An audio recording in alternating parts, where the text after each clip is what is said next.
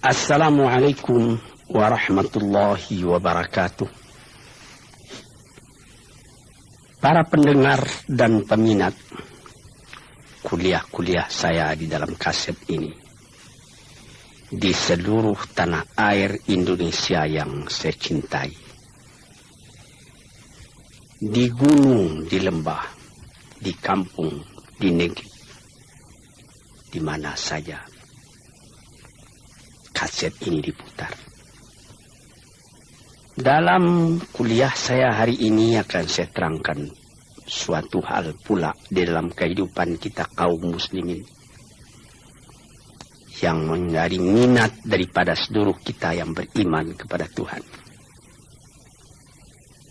Ialah mengerjakan haji ke Mekah Al-Mukarramah dan berziarah ke makam Rasulullah sallallahu alaihi wasallam di Madinatul Munawwarah. Setiap tahun kita bangsa Indonesia yang jauh ini, yang disebut orang fi Syarqil Aqsa, di tanah timur yang jauh, telah beratus-ratus tahun sejak zaman dulu, masa ke Mekah masih naik kapal layar, namun kecintaan buat mengerjakan haji itu tidak kurang daripada kecintaan negeri-negeri lain di dunia ini. Saya sendiri, pada mula-mula saya naik haji di tahun 1927, dalam usia baru 19 tahun. Ketika itu harga karet sedang membumbung naik, harga getah di Jambi dan di tempat-tempat lain. Dan sewa kapal ketika itu, karena belum ada kapal udara sebagai sekarang, baru 165 rupiah pergi dan balik. Berduyun orang yang pergi. Dan waktu itu 165 rupiah pun sudah mahal. Dari tahun ke tahun, belum pernah turun sewa kapal itu. Pada tahun 1950, sesudah penyerahan kedaulatan dari Belanda kepada kita di bulan Desember 49, maka dekat-dekat bulan Agustus 1950,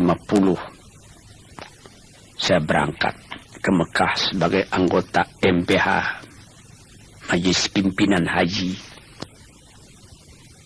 Kabarnya konon sewa kapal pada waktu itu baru 7.000 rupiah pergi dan balik. Kerinduan orang buat naik haji sama saja, baik di waktu harga tiket 165 rupiah pulang balik, atau 7.000 rupiah pulang balik, atau 1,5 juta rupiah pulang balik, atau sekarang ini sudah lebih lagi, dan belum pernah turun. Namun jumlah orang yang naik haji, orang yang berminat naik haji, tidak berkurang dari tahun ke tahun. Barangkali inilah salah satu mustajabnya permohonan Nabi Ibrahim kepada Tuhan, sebagaimana tersebut di dalam Al-Quran surat Ibrahim. Waj'al af'idatan minan nasi tahwi ilaihim. Ya Tuhanku, jadikanlah hati manusia tertarik buat datang ke sana. Datang ke sana tidak sama dengan kita pergi piknik, tidak sama dengan kita menjadi turis ke Amerika atau ke London atau ke Paris, ke Roma atau ke Spanyol, ke Alabama atau ke Nebraska, ke Texas atau ke San Francisco. Tidak sama. kita ke sana buat beribadat. Kita dipanggil oleh Tuhan. Sekurang-kurangnya sekali seumur hidup kita, man istata'a ilaihi sabila. Orang-orang yang sanggup berjalan ke sana. Sehingga ada mazhab lama yang mengatakan berjalan betul-betul sanggup hendaknya ke sana. Seketika saya naik haji bersama istri saya di tahun 1968. Ketika kami naik mobil dari Madinah akan menuju Mekah. Di tengah jalan bertemu satu orang dari Afghanistan. Berjalan kaki hendak pergi ke Madinah. Saya hentikan mobil kami. Saya turun, saya berikan sedikit hadiah kepadanya untuk perjalanannya. Menggelanggang air matanya lalu perjalanan diteruskannya juga. Semua orang yang ada agak sedikit iman dalam hatinya ingin buat pergi ke sana. Kejadian ini dapat kita ingatkan. Almarhum Presiden Soekarno sudah pernah naik haji. Kabarnya konon sampai ke makam Rasulullah di Madinah, beliau tidak tahan keluar air matanya ketika menghadapi kubur Rasulullah itu.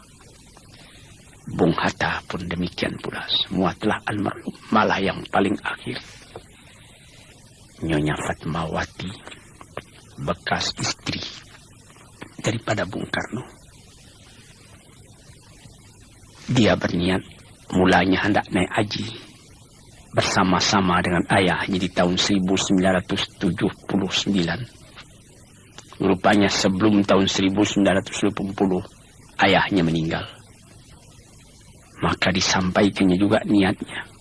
Meskipun belum akan dapat naik haji, dia pergi umrah. Selesai mengerjakan umrah, dia pulang ke tanah air, singgah di Kuala Lumpur. Di satu hotel dia meninggal dunia. Demikianlah hati tiap-tiap orang Islam. Bagaimana kecintaannya buat pergi ke tanah suci itu.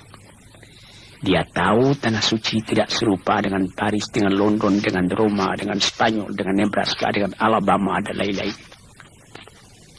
Di sana kalau musim panas, terlalu panas. Musim dingin, terlalu dingin. Tapi apabila kita telah datang kembali ke tanah air, teringat musim dingin di sana, tapi di sini kita tidak kedinginan. Cuma jadi ingatan saja. Dengan segala kerendahan hati saya berkata, tuan-tuan, saya sudah pergi ke tanah suci itu baru 12 kali. Saya sudah pergi ke London 2 kali. Tidak ada niat saya buat ke London lagi, tidak. Saya sudah pergi ke Spanyol, tidak ada niat lagi buat melihat bekas Masjid Alhambra, Cordova, Granada, Sevilla, tidak. Saya sudah merasakan ributnya di New York, di Jepang, dan lain-lain. Tapi tidak ada kerinduan buat datang lagi ke sana, tidak. Ya, kalau datang panggilan atau datang undangan, pergi juga, tapi tidak seperti ke Mekah. Tidak dapat itu. Apakah ini termasuk yang irasional, kata orang, di luar ungkapan akal? Dan ini apakah termasuk emosi? Tidak tahulah. Tapi terbayang itu Ka'bah, terbayang sumur Zam-Zam, makam Ibrahim, sembahyang di makam Ibrahim, Allah, Hajarul Aswad, menciumnya. Puas hati pada waktu itu. Habis tawaf, berdiri ke Multazam, bergantung pada baju Ka'bah, menekur kepala tapi hati melanjut ke atas, mengingat Tuhan, memohonkan ampunnya dan ridha-Nya. Dan kalau pada 9 hari bulan Dzulhijjah, wukuf di Arafah. Sudah berapa kali saya wukuf. Tidak dapat saya gambarkan. Tiap wukuf, tiap air mata titik. tergambar padang mahsyar yang akan kita tempuh di belakang hari. Tergambar pertemuan segala manusia yang menghamparkan sayapnya di hadapan ilahi, memohon ampun dari lebahnya, memohon taufik dan hidayatnya, diizinkan pulang kembali ke tempat asalnya, ke kampung halamannya, buat menyebarkan akidah tauhid dalam kalangan umat. Apalagi kalau saudara sampai pula ke Madinatul Munawwarah, tempat Nabi kita hijrah. 10 tahun beliau tinggal di sana, berjuang siang malam menegakkan tauhid, memperkuat irfan, pengenalan dengan Allah. Tuan-tuan yang terhormat, apabila tuan masuk ke dalam Masjid Madinah itu, selesai sembahyang, tuan pergi ke Raudah. Mula-mula tuan sembahyang di Raudah, yang dikatakan oleh Nabi, inna ma baina qabri wa mimbari raudatu min riyadil jannah.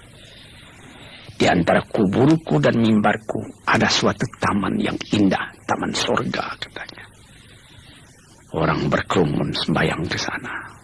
Sesudah itu pergi ziarah ke kubur Rasulullah, mengucapkan salam kepada beliau, karena beliau sendiri mengatakan, segala salam yang engkau sampaikan kepadaku, aku dengar sampai, dan itu semua aku jawab.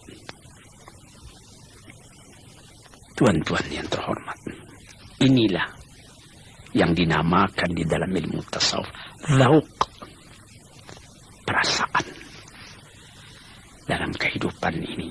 Di samping akal, di samping iradah, kemauan, ada lagi namanya atifah, perasaan. Perasaan inilah yang kita didik dengan segala ibadat yang kita kerjakan, seperti tahajud tengah malam atau ketika naik haji tadi. Tuan-tuan, saudara-saudaraku yang kuhormati, kita pun tahu bagaimana banyaknya yang harus kita kerjakan, syarat-syarat yang mesti kita penuhi. Mula-mula menyetor uang kepada bank. Sesudah kita mendapat keinginan buat pergi di store ONH, ongkos naik haji, menunggu bulannya, menunggu waktunya. Kita naik kapal terbang atau naik kapal api. Biasa kebanyakan sekarang ini kapal terbang. Dahulu dengan kapal haji 14 hari pergi, 14 hari pulang, 28 hari. Di sana kita agak 3 bulan, sekarang lebih cepat. Ke sana kita paling banyak 10 jam, pulang 10 jam, 20 jam. Di sana pun agak 40 hari atau kurang lagi.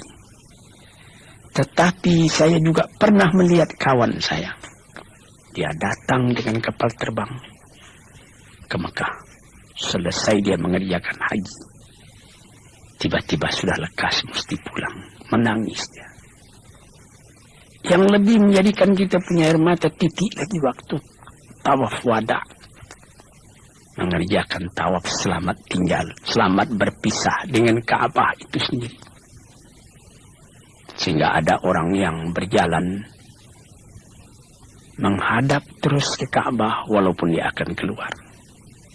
Tiba di pintu akan keluar dari masjid itu, titik air mata yang minta kepada Tuhan, beri aku kesempatan lagi ya Allah, buat datang ke tempat ini. Saya sendiri pun pernah, waktu asar saya masuk ke Masjid Madinah. Sesudah tahiyatul masjid 2 rakaat, saya duduk. Di sebelah kiri saya kubur Rasulullah. Saya berkata seorang diri. Tidak didengar oleh orang lain, tapi didengar oleh semangat saya sendiri. Ya Rasulullah, saya katakan, yang berada di sebelah kiri saya sekarang ini. Barangkali waktu engkau hidup, engkau sendiri tidak menyangka bahwa ke tempat saya yang jauh, ke tanah sirah, sungai Batang meninjau di tepi danau, di Pulau Sumatera. Di sana berdiri masjid-masjid. Besarnya menurut kebesaran atau kekecilan penduduk di tempat itu. Dari seberang ke seberang danau kedengaran azan memanggil buat sembahyang.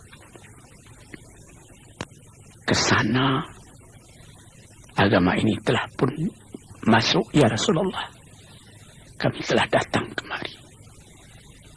Haraplah engkau tahu. Haraplah engkau terima umatmu ini.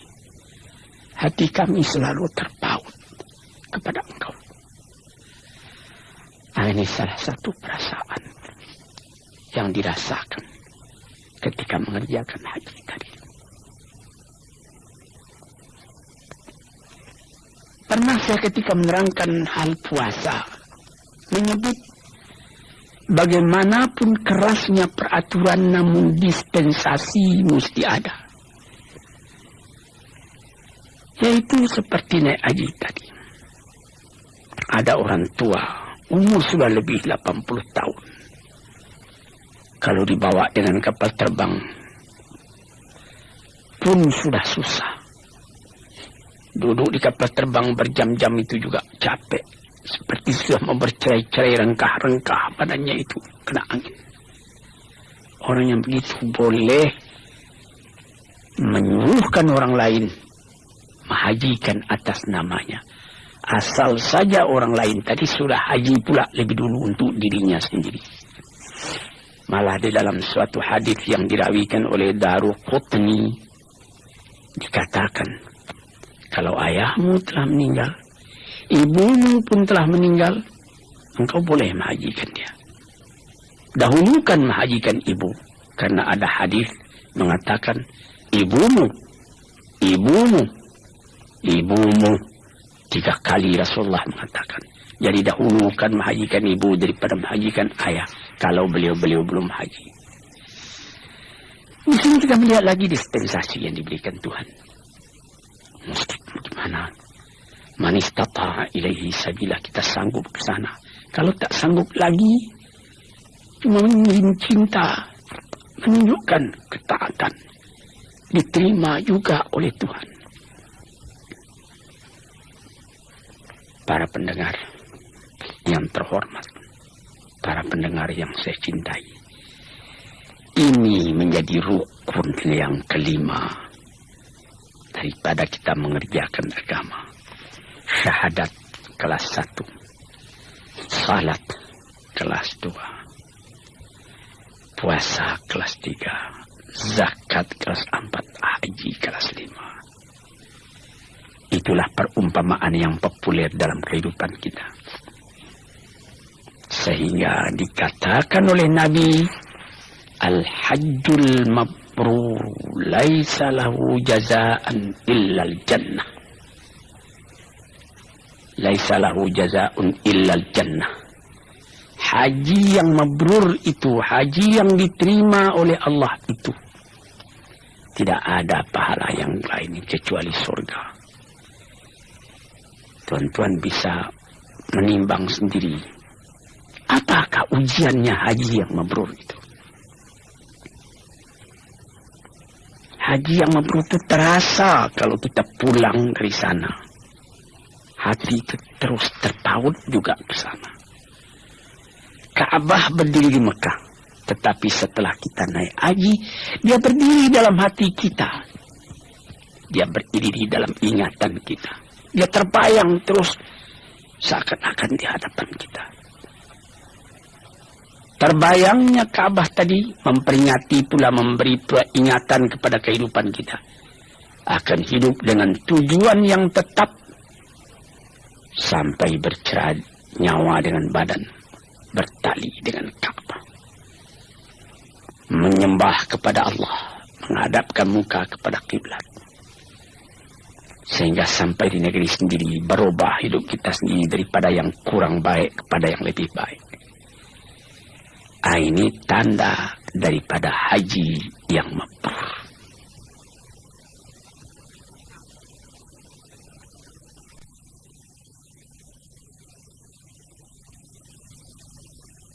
Para pendengar dan para peminat yang saya cintai, di dalam mengerjakan haji itu, haji besar, al-hajjul akbar, haji besar itu ialah 9 hari bulan Dzulhijjah ketika kita wukuf di Arafah. Besoknya 10 bulan Dzulhijjah kita sudah bergegas cepat menuju Makkah buat tawaf ifadah. Sesudah itu kita kembali ke Mina barang 2 atau 3 hari. Di dalam Al-Quran dikatakannya, faman ta'ajjala fi yaumaini fala isma alaih. 2 hari tak berdosa, 3 hari pun tidak. 5 nittaqa, barang siapa yang kuat sampai 3 hari. Yang penting sangat kita perhatikan ketika kita mulai akan naik haji ataupun umrah, yaitu haji kecil yang kita kerjakan pada setiap waktu, seperti waktu sekarang ini bukan musim haji, sebagaimana yang dilakukan oleh Ibu Fatmawati, Ibu Rahmi Hatta dan lain-lain pada umrah yang telah lalu tahun 1400 Hijriah. Maka mengerjakan haji itu kita disuruh memakai pakaian yang lain dari pakaian yang biasa, yaitu pakaian ihram. Pakaian ihram bagi kita laki-laki ialah 2 helai kain yang tidak dijahit, tidak dikarungkan. Pertama, untuk penutup aurat kita menjadi diikatkan ke pinggang. Kedua, menjadi selimut kita yang diselempangkan di bahu kita. Ini pakaian yang sangat dianjurkan ialah kain putih. Karena ini sudah terjadi beratus beribu tahun, maka telah diperbuat orang kain yang khas untuk ihram, yaitu handuk besar. Biasa dijual orang di Jeddah. Bahkan sekarang pun, pada tahun-tahun yang sudah disedia kain-kain ihram itu dijual di toko Sarinah di Jalan Tamrin. Apa hikmatnya memakai pakaian ini? Supaya terasa betul kesamaan kita di hadapan Allah. Inna akramakum indallahi attaqakum. Kamu yang paling mulia di hadapan Allah ialah orang yang paling takwa hati, paling menyerah jiwanya kepada Tuhan. Jadi kalau sekiranya seorang jenderal dengan bintang 4 dan bintang-bintang jasa yang terletak di dada, itulah tanda dia jenderal. Hari itu ungkai pakaian jenderal itu, buka, ganti dengan pakaian ihram. Kalau sekiranya seorang berpangkat tinggi, atau dia kaisar, atau dia imperior, atau dia presiden sekalipun dengan pakaian-pakaian dinas tertentu, bintang gemerlapan pada dada, tanggalkan pada hari itu, ganti dengan pakaian ihram. Sehingga dapat kita lihat pada waktu ihram itu tidak ada perbedaan antara serdadu dengan jenderal, antara kapiten dengan letnan,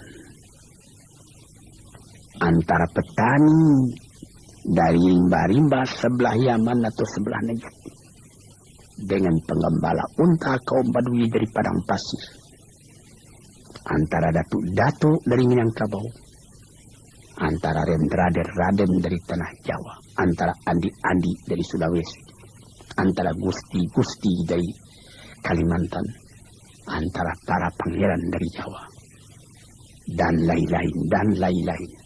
Tak ada perbedaan sama sekali. Orang semuanya memakai pakaian yang sama. Dan ada lagi tersebut di dalam satu hadis. Apabila ada orang sedang memakai pakaian ihram itu meninggal, kuburkanlah dia bersama dengan pakaian ihramnya itu.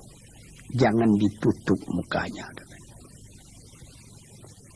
Dikatakan bahwa nanti apabila kiamat datang,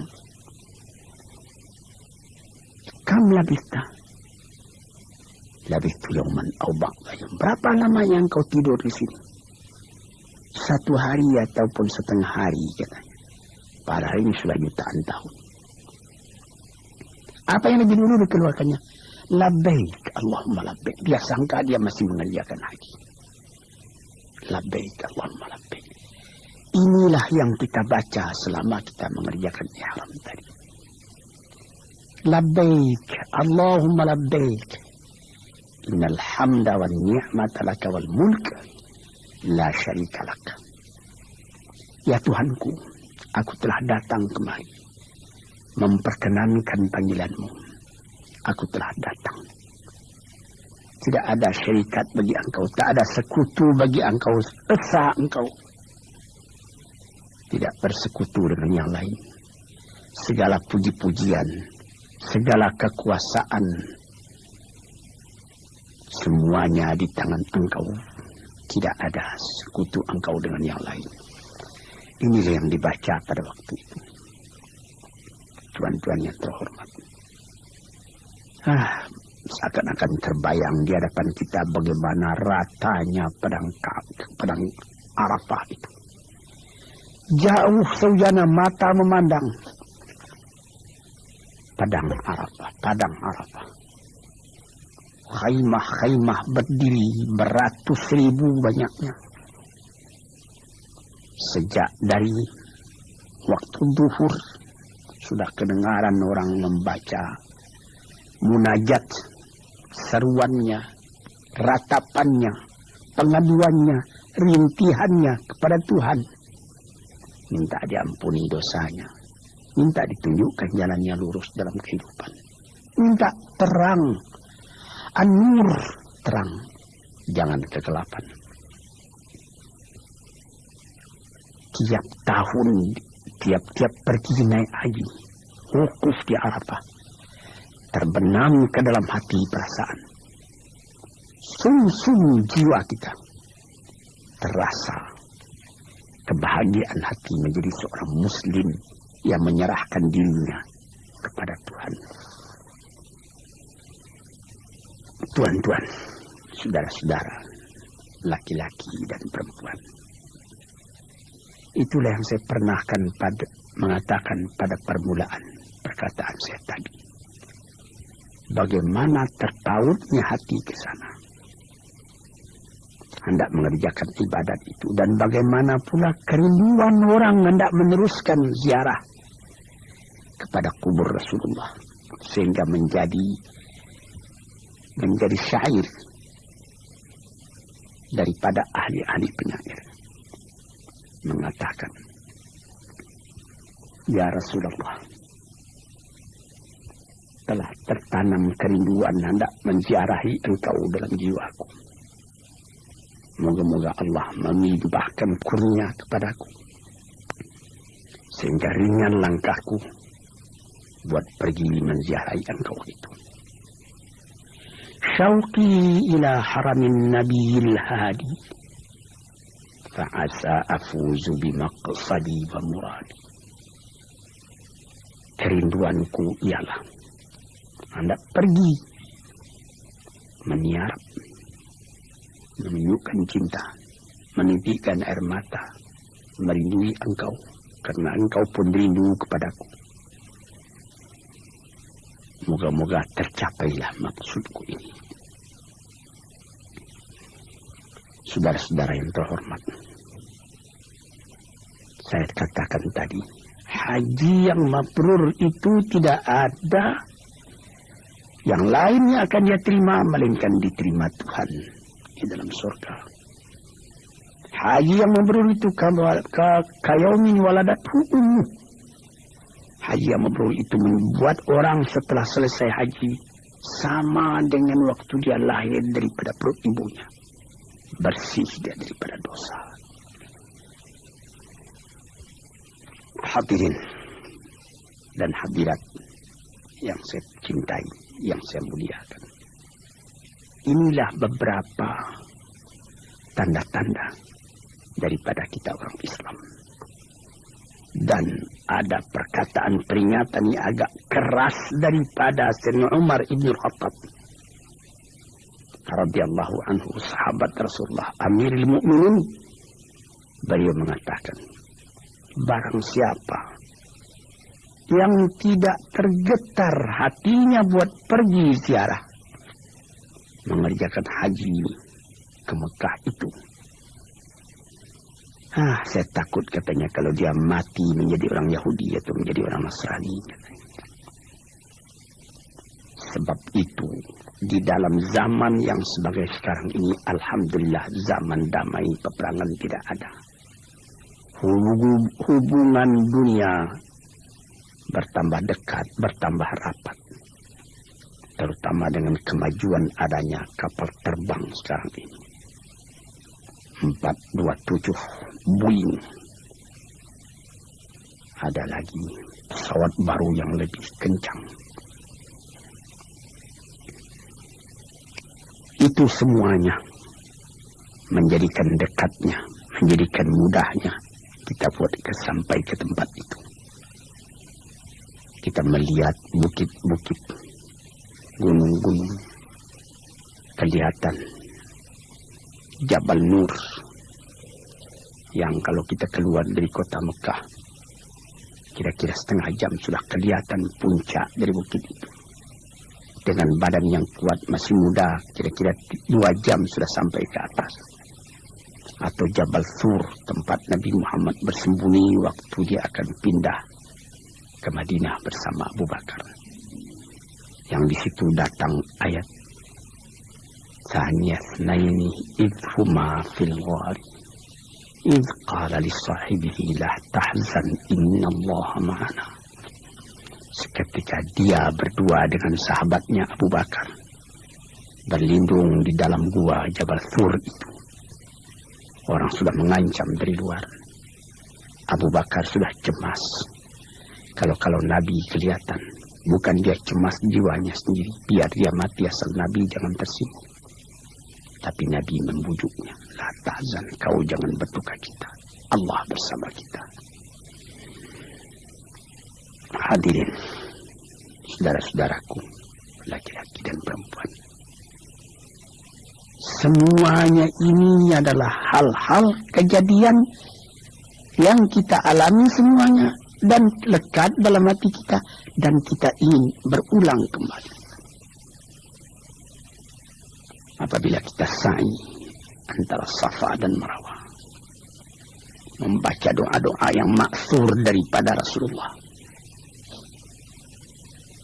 Apabila sesudah itu kita punya kepala, digunting rambut kita, tahallul namanya. Kita sudah boleh memakai pakaian yang biasa kembali sesudah pakaian ihram. Hati kita pun terang, muka kita pun jernih. Ada orang yang mengumpulkan uang dari tahun ke tahun. Ada seorang teman saya di Masjid Agung Al-Azhar. Boleh saya sebut namanya, Muhammad Tahar. Lebih 10 tahun dia mengumpulkan duit. Ingin hendak ke Mekah. Setelah hampir berangkat, uang belum cukup. Kalau ditambah 100.000 lagi itu bisa. Dia tambah-tambah. Datang tahun yang akan datang. Rupanya sewa kapal ke Mekah bertambah naik. Uangnya tidak cukup juga. Akhirnya setelah hampir 10 tahun dia mengumpul uang. Tidak cukup juga. Beberapa orang dermawan memberinya tambah uang.